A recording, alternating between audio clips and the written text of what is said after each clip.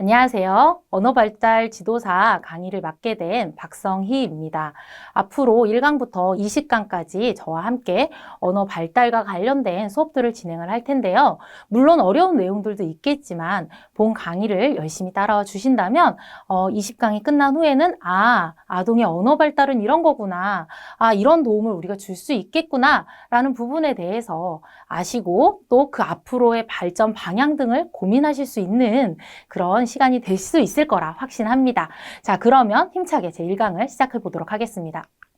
자, 제1강은 언어의 이해입니다. 언어 발달이라고 하는데 과연 여기서 말하는 언어가 무엇이냐라는 부분에 대해서 먼저 이해를 하는 수업을 진행하도록 하겠습니다.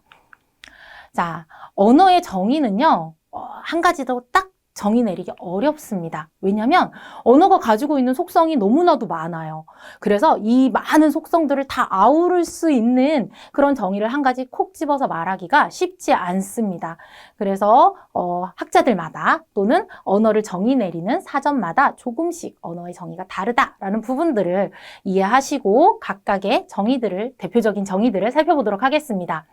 1997년에 유아교육 사전에서는 언어란 인간이 의사소통의 목적으로 사용하는 음성이나 문자로 나타낸 기호체계다라고 이야기를 했고요. 세계에서 가장 오래된 백과사전인 브리테니커 사전에서는 언어란 문화를 공유하고 있는 사람들이 서로 의사소통을 하기 위해 사용하는 구어적, 문어적 상징체계다라고 이야기를 했습니다. 또한 1986년에 첨스키 같은 경우에는 인간이 선천적으로 가지고 태어난 생득적인 언어 능력이 환경을 통해서 성숙되는 것이다 라고 이야기를 했습니다. 네, 여기에서 첨스키를 제외한 크게 두 개의 언어의 정의를 살펴보면 의사소통, 음성, 그쵸? 구어적인 부분이죠. 문자, 문어적인 부분이죠. 기호체계다, 상징적인 부분이죠. 요런 단어들이 반복이 되는구나 라는 것을 아실 수 있을 것 같습니다. 그럼 그것을 기억하시고 앞으로 우리가 많이 접하게 되는 단어인 의사소통, 그리고 언어, 말, 각각이 어떠한 의미인지를 한번 짚어보도록 하겠습니다. 우리가 보통 의사소통이라고 하면 2명 이상의 사람들이, 2명 또는 그 이상의 사람들이 서로 자기의 생각을 이야기하고 그것들을 이해하는, 서로 주고받기를 하는 과정이다라고 이야기를 합니다. 의사소통 방법에는 크게 형식적인 방법과 비형식적인 방법이 있어요. 자, 형식적인 방법에는요, 언어, 말, 수화, 이것처럼 분명한 규칙들이 있는 방법들이 이제 형식적인 방법이다라고 이야기를 하고요. 비형식적인 방법에는 제스처라든지 몸짓, 눈짓 이런 것들이 포함이 된다라고 보시면 될 것 같아요. 그렇다면 형식적인 부분에 들어가는 언어란 무엇이냐라고 했을 때 언어는 의사소통을 목적으로 말과 글로 나타내는 상징체계이다, 기호체계이다 라고 보시면 돼요. 지금 제가 표시해놓은 단어들이 모두 다 들어갔다라고 보시면 되겠죠. 이러한 공통적인 단어를 넣어서 정의를 내리시면 될 것 같고요. 말은 우리의 발성 기관을 통해서 만들어내지는 소리인데 어떤 소리냐? 의미 있는 소리를 말이라고 합니다. 그래서 각각의 의사소통, 언어, 말의 의미를 다시 한번 생각해 보시면서 본 강의를 들어주시기 바랍니다. 자, 언어를 이해하기 위해서는 언어의 구성 요소를 이해하는 게 굉장히 중요해요. 그리고 앞으로의 강의를 이해하시는데도 오늘 앞부분에 이야기하는 언어의 구성 요소를 반드시 이해하시고 기억해 주셔야 원활하게 강의 내용을 이해하실 수 있으실 것 같습니다. 각 나라마다 고유한 언어의 규칙들이 있어요. 각 언어마다 고유한 규칙들이 있어요. 그 규칙에 맞춰서 언어를 구사를 해야지 되는데 그런 것들을 구사하기 위해서 반드시 알아야지 되는 것이 언어의 5가지 구성 요소입니다. 의문론, 형태론, 구문론, 의미론, 화용론으로 이야기를 하는데요. 우선 기본적으로 언어의 형태, 소리라든지 글자라든지 문장이라든지 이런 것들을 형태를 만들어내는 능력은 의문론, 형태론, 구문론 으로 볼 수 있고요. 의미론, 그쵸? 의미를 나타낸다는 거죠. 내용을 파악해서 의미를 파악하는 능력, 이런 것들은 의미론이고, 그리고 적절하게 상황에 맞게 이 의미를 알고 있다 하더라도 그걸 적절하게 사용하지 못한다면 활용적인 부분에서의 문제다라고 볼 수 있거든요. 그렇기 때문에 적절하게 사용하는 능력, 활용론까지 한번 구체적으로 하나씩 살펴보도록 하겠습니다. 먼저 의문론이에요. 이거는요, 말소리를 뜻합니다. 문자가 들어가는 게 아니라 말소리, 소리를 뜻한다라고 보시면 돼요. 그래서 말소리에 대한 지식이 의문이구나라고 보시면 될 것 같고요.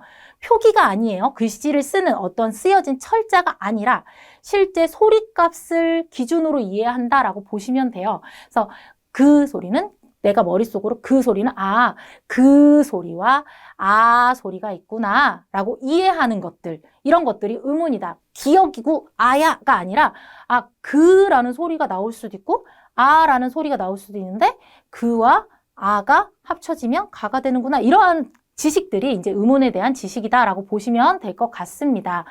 첫 번째 의문에는 어떤 것들이 있는지를, 의문 지식에는 어떤 것들이 있는지를 한번 나눠서 살펴볼 건데요. 첫 번째가 음소에 대한 지식이고요. 두 번째가 음절을 만드는 규칙에 대한 지식. 세 번째가 의문 규칙에 대한 지식입니다.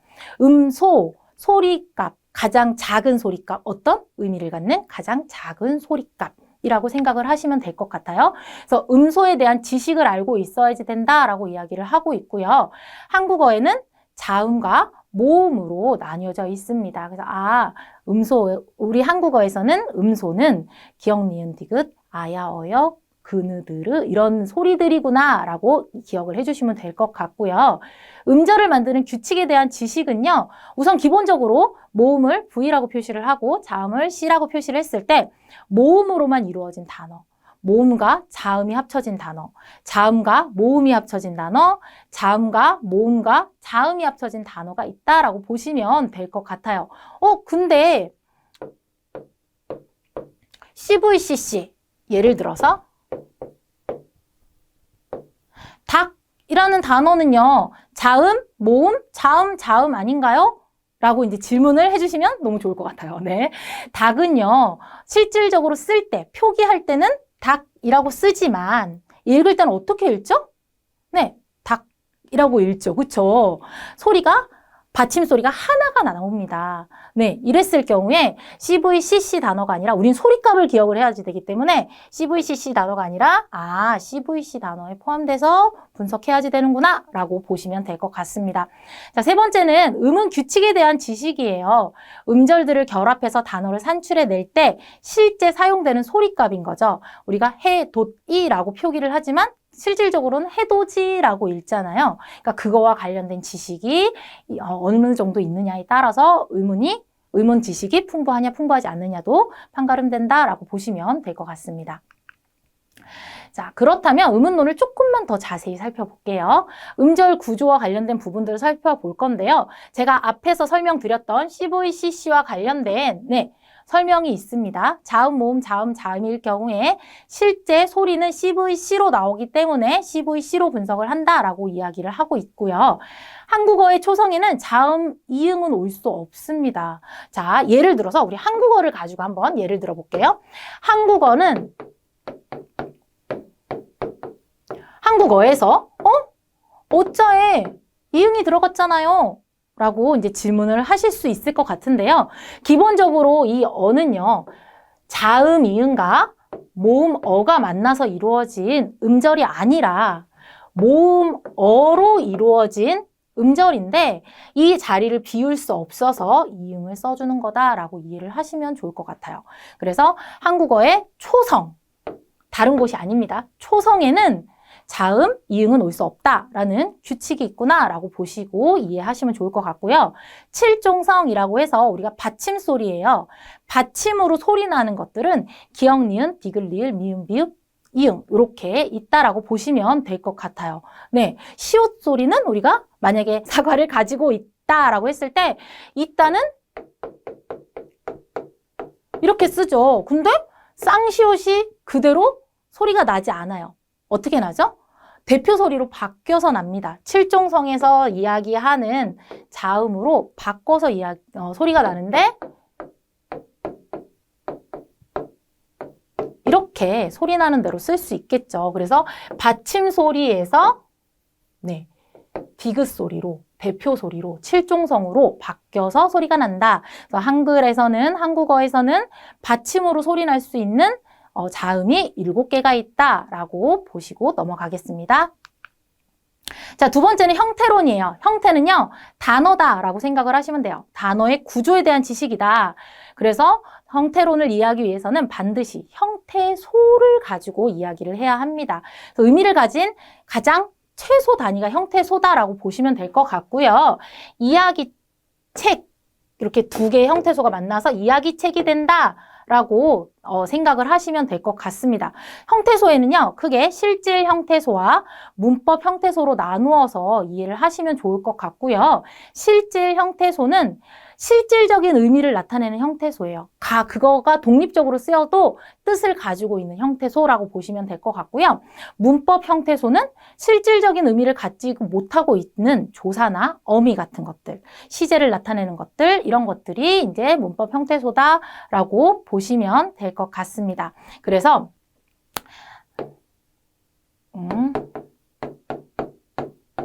학교에 가요 라는 문장이 있어요. 이랬을 때 학교 가다의 가는 실질 형태소다 라고 분석을 하고요.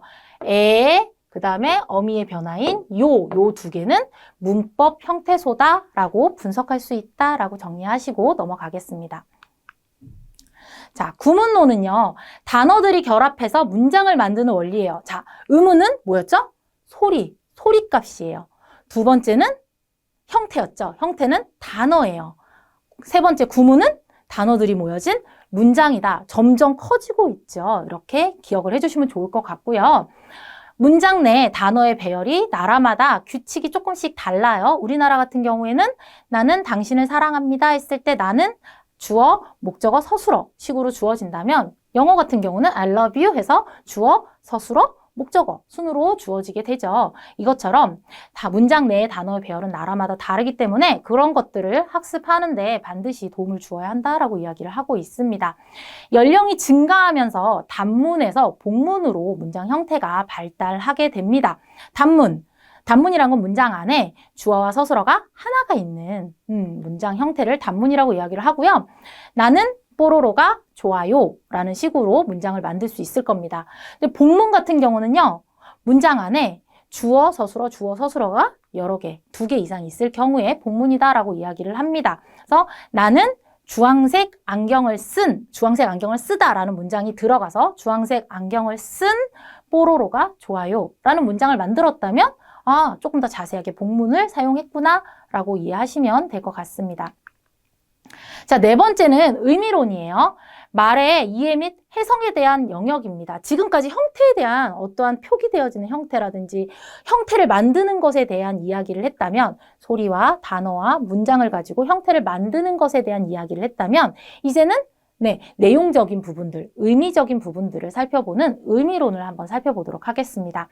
정확한 의미를 파악하는 능력이에요. 정확한 의미를 파악하기 위해서는 단어도 잘 이해해야지 되고 문장도 잘 이해해야지 되겠죠. 그래서 단어의 의미적인 부분에서는 중심적 의미와 주변적 의미를 잘 이해하는지, 예를 들어 제가 손이라고 적어놨습니다. 자, 손, 우리의 신체 부위의 손이 중심적 의미겠죠. 주변적 의미는 어떤 게 있을까요? 일이 아주 많아요. 명절이에요. 명절에 가서 제가 손을 좀 보탤게요 라고 이제 표현을 합니다. 그랬을 때 제 손을 척하지 올려놓는 게 아니죠. 그렇죠? 손을 보탠다라는 건 도움을 준다라는 주변적인 의미도 가지고 있기 때문에 그런 표현이 가능합니다. 자, 두 번째, 외연적 의미와 암시적 의미 또한 단어를 이해하는데 반드시 알고 있어야지 되는 의미 관계인데요. 외연적 의미는 겉으로 드러나는 의미고, 암시적 의미는 개인적인 또는 그것이 갖는 느낌 같은 거라고 생각을 하시면 될 것 같아요.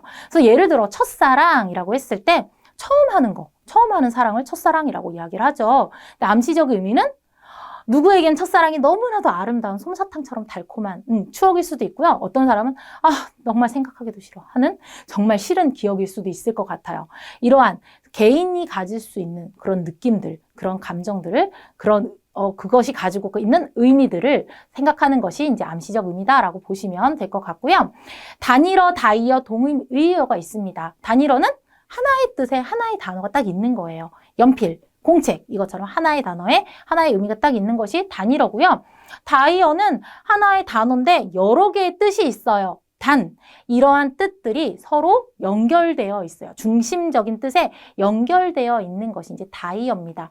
예를 들어서 개라는 단어가 있어요. 개라는 단어에서 개는 동물이죠. 멍멍 짖는 동물인데 저 사람은 좀 개와 같아 라고 이제 얘기를 했다면 자, 조금 얄밉게 굴거나 아니면 성격이 조금 포악스러웠거나 아니면 뭔가 다른 사람한테 착 달라붙어가지고 아부를 떤다던가 뭐 이런 느낌의 단어들로 사용이 되어질 수 있습니다. 같은 단어이지만 다양한 뜻을 가지고 있는 단어들을 이제 다이어라고 이야기를 하고 있고요. 그 다음에 동음, 이의어 같은 경우에는 표기는 똑같아요. 그런데 소리가 똑같아요. 소리가 똑같은데 다른 뜻을 가지고 있는 거죠. 대표적인 예로 눈, 하늘에서 내리는 눈과 우리 신체의 눈, 배, 신체의 배와 먹는 배도 있고 그 다음에 바다 위에 있는 배도 있겠죠. 이런 식의 소리는 똑같지만 다양한 다른 뜻을 가지고 있는 것을 동음이의어다라고 보시면 될 것 같습니다. 문장을 이해하기 위해서는 우선 문장이 있는 그대로 어떤 의미가 있는지, 얘가 가진 속뜻은 무엇인지를 먼저 파악하는 능력이 있어야 합니다. 나 미역국 먹었어. 진짜로 생일이라서 미역국을 먹었을 수도 있고 시험에서 미끄러졌을 수도 있을 거예요. 그렇죠? 두 번째는 지혜를 좋아한 정환이와 지훈이가 게임을 한다라는 문장처럼 중의적인 문장의 뜻을 정확하게 파악하는 능력 또한 필요합니다. 지혜를 좋아한 것이 정환이만인지, 지혜를 좋아한 정환이와 지훈인 건지를 파악할 수 있는 능력, 이런 것들이 이제 문장의 의미를 파악하는 능력이다라고 보시고 넘어가겠습니다. 다섯 번째는 활용론입니다. 실제로 사용되는 모든 대화, 시작하고 유지하고 하는 부분들의 모든 그런 대화, 의사소통 행위를 포함하는 것이 이제 활용론이고요. 실질적으로 사람들과 대화를 하는 모든 과정들이다라고 이해하시면 될 것 같아요. 다양한 사회적 상황에서 적절하게 사용할 수 있는 능력이 필요하다라고 정리하시고 다음으로 넘어가겠습니다. 자, 그렇다면 지금까지 저희가 첫 번째 소리와 관련된 음은, 단어와 관련된 형태, 문장과 관련된 구문, 그리고 내용과 관련된 의미, 그 다음에 대화와 관련된 활용과 관련된 5가지 구성 요소를 살펴보았는데요. 자, 그렇다면 이러한 오류들을 보이는 아동을 어떻게 분석할 수 있을까를 한번 연습해 볼게요. 자, 첫 번째 교사가 여기에 어떤 동물이 있나요? 라고 물어봤어요. 그랬더니 아동이 사슴이가 있어요! 라고 했어요. 이 아동은 어떤 오류를 보이고 있죠? 그쵸? 사슴이 있어요 라고 대답해야 되는데 사슴이가 있어요 라고 조사를 2번 사용을 했습니다. 이가라는 조사를 2번 사용을 했습니다. 조사 사용 뭐였죠? 조사 단어를 만드는 거 뭐였죠? 네, 형태적인 부분이죠. 자, 이 아동은 형태론적인 결함을 보이고 있구나, 형태론적인 어려움을 보이고 있구나 라고 보시면 될 것 같습니다. 자, 두 번째 예시는요. 돌다리도 두들겨보고 건너야 한다는 말이 있어요. 무슨 뜻일까요? 라고 이제 질문을 했어요. 그랬을 때 아동이 돌다리는 돌로 만들어 딱딱해요. 두들기지 않아도 돼요. 라고 했어요. 교사는 잘 하는 것도, 잘 알고 있는 것도 확인해 봐야 한다라는 뜻을 이제 아동들한테 이야기를 해주고 싶었는데 아동은 그 문장의 뜻을 정확하게 이해하기보다는 그 문장의 속뜻을 정확하게 이해하기보다는 그 문장 자체에 들어있는 단어의 뜻을 연결하는 모습을 보이고 있는 거죠. 즉 문장의 의미 파악에서의 오류다라고 보시면 될 것 같아요. 문장의 오류는 무엇이었죠?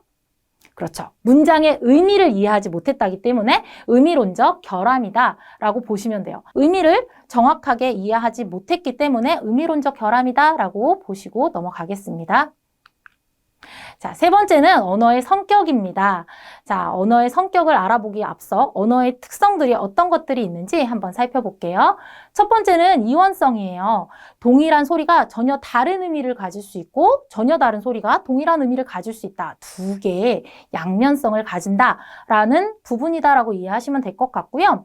소리와 의미가 동일하지 않다라고 정리하시면 될 것 같아요. 눈이 눈에 들어간다. 네, 소리가 동일하지만 다른 뜻을 가지고 있죠. 먹다, 드시다. 같은 뜻을 가지고 있지만 다른 소리를 보이고 있습니다. 이것처럼 언어는 이런 이원성을 가지고 있다라고 이해하시면 될 것 같고요. 생산성은 한정된 음소수예요. 우리나라는 자음과 모음이 있죠. 그 자음과 모음을 가지고 무한한 어휘들을 만들어냅니다. 예를 들어서 인싸, 아싸, 망관뷰 같은 경우인데요. 이러한 신조어들이 이제 생산성을 가장 대표하는 단어들이다라고 보시면 될 것 같아요. 계속해서 만들어낸다라는 뜻입니다. 임의성은요, 사회적인 약속이다라고 보시면 될 것 같아요. 언어는 동일한 사회의 구성원들이 의사소통을 위해서 의미로 합의한 상징체계예요. 그렇기 때문에 우리나라에서 말을 다른 나라에 가서 똑같이 말이라고 하면 사람들이 이해하기가 쉽지 않겠죠. 왜냐하면 말이라는, 동물 말이라는 거는 아, 저렇게 생긴 동물을 우리는 말이라고 할게 라고 우리 사회에서, 한국 사회에서 약속을 한 거라서 말이야 라고 하면 그 동물이 생각이 나지만 미국이나 또 다른 나라에 가가지고 말이라고 얘기하면 지금 무슨 얘기하는 거지? 하고 인생이 쳐다보게 되겠죠. 영어에서는 horse, 불어로는 샤발, 스페인어로는 까바요 이렇게 불린다라고 보시면 될 것 같습니다. 각각의 언어마다 약속이 다르다. 임의적인 약속을 해서 언어를 사용을 한다라고 보시면 될 것 같고요. 체계성, 네 번째는 체계성인데 언어는 일정한 규칙에 의해서 이루어집니다. 그래서 문법 규칙 같은 거라고 생각을 하시면 돼요. 그래서 사과장수가 사과를 판다. 우리는 주어, 목적어, 서술어의 순이라면 영어 같은 경우는 주어, 서술어, 목적어의 순이다. 이렇게 나라마다 조금씩 다른 규칙이 있고 그리고 우리나라에서는 이러한 일정한 우리나라가 갖는 일정한 규칙, 이 체계성을 가지고 있어서 이 규칙에 맞춰서 언어를 사용해야 한다라고 연결해서 이해해 주시면 좋을 것 같습니다. 다섯 번째는 추상성입니다. 그 언어가 내가 말하고자 하는 그 사물의 형태나 어떤 이미지를 대변해주지 않는다라는 뜻이에요. 이것도 임의적이다라고 보시면 될 것 같아요. 그래서 언어는 사회 구성원들 간에 임의적으로 약속한 거예요. 그래서 예를 들어서 나무라는 단어가 있습니다. 이 나무라는 단어를 처음 딱 들었을 때 물론 우리는 많이 학습이 되어졌기 때문에 나무 하면 나무가 딱 생각이 나죠. 그런데 나무를 한 번도 보지 못한 사람이 나무라고 했을 때 나무는 줄기가 커다랗고 기둥이 크고 줄기가 있고 풀이 이렇게 있는 게 나무야 라고 생각하기가 쉽지 않죠. 나무의 그런 외형적인 모습이 나무라는 그 언어 안에 내포되어 있지 않기 때문이에요. 그래서 이런 임의적인 부분들이 추상성과도 연결되어진다라고 연결해서 앞에 임의성과 연결해서 기억해 주시면 좋을 것 같고요. 가변성 같은 경우는 사회가 바뀌면서 언어도 변화된다라고 이해하시면 돼요. 과거에는 가람, 즈문이라는 단어를 사용을 했지만 지금은 거의 사용하지 않죠. 강, 천이라는 단어를 사용을 하기 때문에 과거에 사용했던 단어들이 사라지는, 변화되어지는 것이 이제 가변성이다라고 정리하시고 넘어가겠습니다. 두 번째는 언어의 구조예요. 근데 익숙하지 않으세요? 음소, 형태소, 단어와 문장. 익숙하지 않으신가요? 의문론, 형태론, 구문론, 이런 단어들이 생각이 나주시면 좋을 것 같아요. 음소하면 연결되는 게 의문론이겠죠? 의문론상의 가장 작은 소리의 단위예요. 가장 작아요. 소리 중에 가장 작은 단위다라고 생각을 하시면 돼요. 그래서 우리나라는 자음과 모음으로 나뉜다라고 이제 이야기했었죠. 사자를 스, 아, 즈, 아라고 해서 사자라고 읽는다라는 부분이 이제 사자. 음소와 관련된 부분이다라고 보시면 될 것 같고요. 즉, 사자는 4개의 음소로 이루어져 있다라고 분석할 수 있겠죠. 자, 두 번째는 형태소입니다. 의미를 갖는 최소 단위예요. 이 형태소, 의미를 갖는 최소 단위는 크게 실질 형태소와 문법 형태소로 나뉜다라고 이야기할 수 있고요. 실질 형태소는 그것만으로 독립적으로도 의미를 가지는 것이 이제 실질 형태소다, 어휘다라고 이제 보시면 될 것 같고요.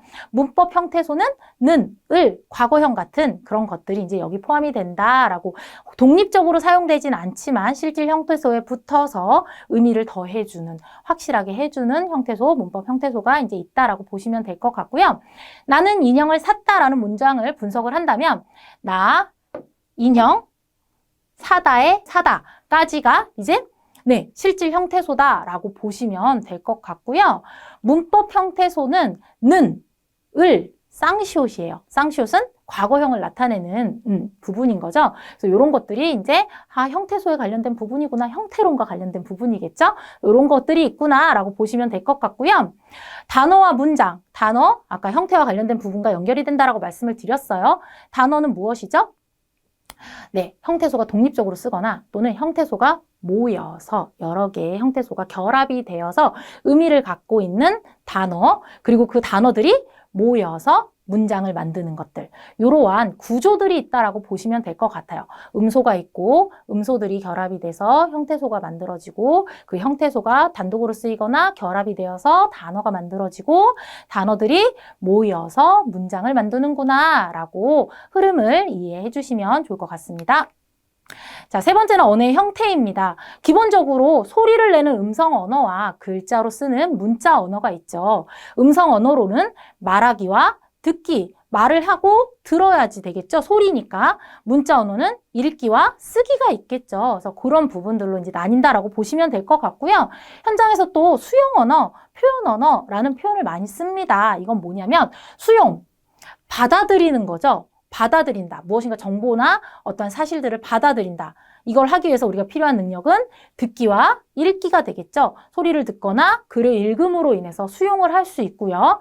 표현을 한다. 밖으로 나타내는 거죠. 말하기와 쓰기를 통해서 표현을 한다라고 보시면 될 것 같아서 이제 수용 언어와 표현 언어로도 나눌 수 있다라고 보시면 될 것 같습니다. 자, 언어의 기능을 한번 살펴볼 건데요. 언어의 기능은요, 문화 전달의 도구로서 사용이 되어집니다. 문화 전달. 문화를 전달하기 위해서는 기본적으로 언어적으로 말로 전달해 줄 수도 있고요. 그리고 글로 표현을 해줄 수도 있겠죠. 그래서 그 사회가 갖는 독특한 문화가 언어 속으로 들어가고 언어에 묻어나고 그 언어들이 전달되어지면서 지금까지도 연결되어질 수 있는 거죠. 그래서 언어는 문화를 전달해주는 굉장히 중요한 도구다라고 보시면 될 것 같고요. 의사소통의 수단, 대인관계 형성의 도구, 당연하죠. 언어라는 것 자체가 아까 뭐였죠? 언어는 의사소통의 수단으로 말과 글의 상징적인 체계다. 기억하시나요? 맨 앞에 첫 번째 PPT에서 말씀을 드렸습니다. 자, 언어라는 것 자체는 의사소통을 목적으로 하는 거고 말과 구어적인 부분과 글, 문어적인 부분의 상징 체계이다, 기호 체계이다 라고 정의를 내렸어요. 이 정의 자체에 의사소통을 해야지 된다, 의사소통 수단이다 라는 기능이 들어가 있고요. 그리고 이런 의사소통 자체가 당연히 사람과 사람의 관계를 형성하는 데 굉장히 커다란 영향을 미치겠죠. 그래서 대인관계 형성의 도구로도 사용이 되어진다라고 보시면 됩니다. 심리적인 기능은요, 아름다움을 추구하는 능력이에요. 우리가 언어로 아름다움을 추구해 뭐가 있을까요? 아름다운 시를 짓는다던가 아름다운 노래말을 만든다던가 이런 식의 그 활동들이 이제 심리적 기능에 들어간다라고 보시면 될 것 같습니다. 자, 인간의 발달을 언어가 먼저냐, 인지가 먼저냐를 두고선 학자들이 굉장히 이야기를 많이 하고 있어요. 그래서 어떻게 형성되느냐를 아직까지도 이야기를 하고 있는데, 근데 결론은 무엇이냐? 동전의 앞뒷면 같다라는 거예요. 누가 먼저고 누가 나중이고 간을 명확하게 밝히기가 쉽지 않다라고 이야기를 합니다. 그래서 인간의 발달은 사고가 언어에 영향을 주기도 하고요. 언어가 다시 사고를 확장시키는 역할도 하게 됩니다. 자, 그렇다면 여기서 말하는 언어가 먼저이다 라고 주장한 거와 인지가 먼저이다 주장한 언어 우선론과 인지 우선론을 아주 간단하게 마지막으로 살펴보도록 하겠습니다. 언어 우선론의 가장 대표적인 학자는요, 비고츠키예요. 비고츠키 같은 경우는 우선 언어가 습득이 돼야지 되는 거예요. 예를 들어 물이라는 단어를 알아야지만 이 물의 특성이 무엇이고 물은 어떠한 형태로 이루어져 있으며 이런 것들을 확장시킬 수 있다라고 본 것이 이제 언어 우선론입니다. 그에 반해 인지 우선론 같은 경우는 인지하면 생각나는 학자? 그렇죠. 삐아제죠. 삐아제가 가장 대표적인 학자입니다. 인지 우선론은요.